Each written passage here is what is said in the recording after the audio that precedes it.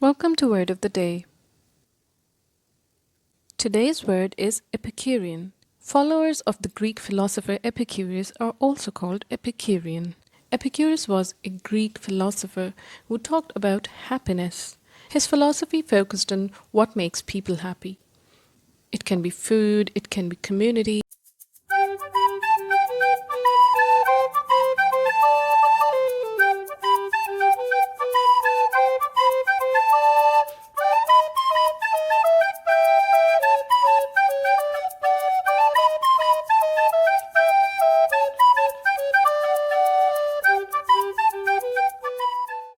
Another meaning of Epicurean is a person devoted to enjoyment, especially that derived from fine food and drink.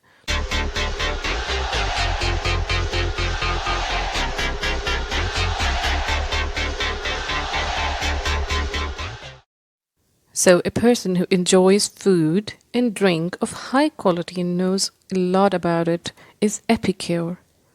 And Epicurean is a person who is devoted to pleasure and enjoying himself.